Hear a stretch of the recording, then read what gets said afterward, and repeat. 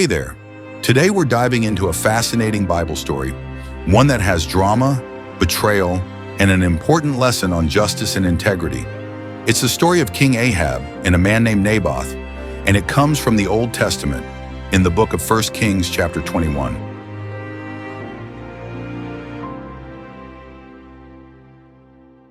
We're in the kingdom of Israel, and King Ahab, who rules the northern part of Israel, is a powerful and wealthy man. But despite all his riches and power, Ahab isn't happy. There's something that bothers him, something that he can't get out of his mind, a vineyard, a piece of land that belongs to a man named Naboth. Now, this vineyard is no ordinary piece of land. It's located right next to Ahab's palace in Jezreel, a city where Ahab spends a lot of time. And Ahab, being the king, wants that land. He's not asking for it because he needs it or because it will help him rule better.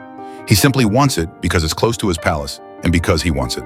Ahab has enough vineyards already, but this one is different. It's right there, right next to his home. So Ahab goes to Naboth with a proposition. He offers Naboth a deal.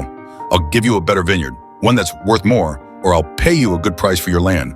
What do you say? Now, most people might be tempted by the idea of a better vineyard or a fat paycheck.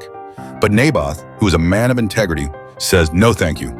This vineyard has been passed down to me from my ancestors, and I can't part with it. It's not just land to me, it's a part of my family's history and inheritance. This is where the story starts to take a darker turn. You might wonder, what's the big deal? It's just a piece of land. But for Naboth, it wasn't just about the land. In the culture and the laws of Israel, land was a sacred inheritance, a gift from God. It wasn't something you just sold or gave away easily. Naboth's response, while rooted in honor and tradition, shows that he's not going to give in to Ahab's request. So how does King Ahab react? Well, this is where his character really comes into play. Ahab doesn't take it well. He goes back to his palace, feeling angry and sullen. In fact, he's so upset that he can't even eat. He lies down on his bed, face to the wall, refusing food. This is not the reaction of a strong leader, is it? No, it's the behavior of someone who can't handle rejection. He sulks like a child, and his mood only gets worse.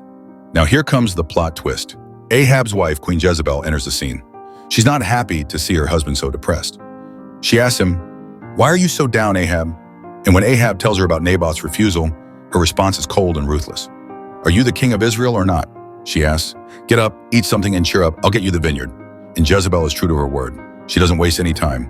She sends letters in Ahab's name, using his royal seal to make them look official. These letters are to the leaders of the city where Naboth lives. In the letters, she orders the leaders to accuse Naboth of blasphemy, saying that he cursed both God and the king. This is a serious accusation in those days, one that could lead to a death sentence. Jezebel's plan is simple and deadly. She tells the city leaders to arrange for 2 false witnesses to come forward and accuse Naboth of this crime. These men would lie, say that Naboth cursed the king and God, and as a result, Naboth would be stoned to death, and his land would be taken. And that's exactly what happens. The leaders of the city, sadly, go along with Jezebel's scheme. They gather false witnesses, and before long, Naboth is dragged before the people and falsely accused of blasphemy. The people, swayed by the lies, take him outside the city and stone him to death. Now this is where the story takes another sharp turn. Ahab, hearing that Naboth is dead, thinks that the vineyard is finally his for the taking. He gets up, excited, and goes down to take possession of it. But here's the twist. God hasn't forgotten what happened. The prophet Elijah, who has been a voice of truth and justice in Israel, is sent by God to confront Ahab. Elijah finds Ahab in the vineyard and delivers a powerful message from God. He tells Ahab that because of what he has done, because he allowed his wife to murder an innocent man and steal his land, he will face God's judgment. Elijah prophesies that Ahab's family will be destroyed and that the gods will lick up Ahab's blood just as they did Naboth's. Ahab, hearing this judgment, is crushed. He tears his clothes, puts on sackcloth, and fasts.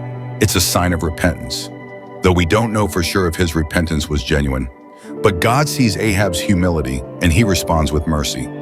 God tells Elijah that because Ahab has humbled himself, the judgment won't come during his lifetime, but it will fall on his son after his death. And so the story of Ahab and Naboth ends here. It's a tragic tale of greed, betrayal, and abuse of power. Ahab's desire for a piece of land led him down a dark path, one where he compromised his integrity and allowed his wife to do something terrible. Naboth, on the other hand, stood firm in his beliefs, valuing his inheritance and his relationship with God more than material gain. The lessons. This story teaches us a lot of important lessons. First, it shows the danger of letting greed control us. Ahab had everything, but he couldn't be satisfied with what he had. He wanted more, and that desire led to terrible consequences. Second, we see the value of standing up for what's right, even when it's hard. Naboth could have easily taken the deal, but he chose integrity over greed. His decision cost him his life, but it also showed that some things are worth more than wealth and comfort. Finally, we see that God sees everything. He saw the injustice done to Naboth, and he didn't let it go unnoticed. Even though Ahab thought he could get away with it, God's justice always prevails in the end. So remember this story the next time you're faced with a choice between doing what's easy and doing what's right. It's not always easy, but doing the right thing is always worth it in the end. And that's the story of Ahab and Naboth, a tale of justice, integrity, and the consequences of greed. Thanks for listening.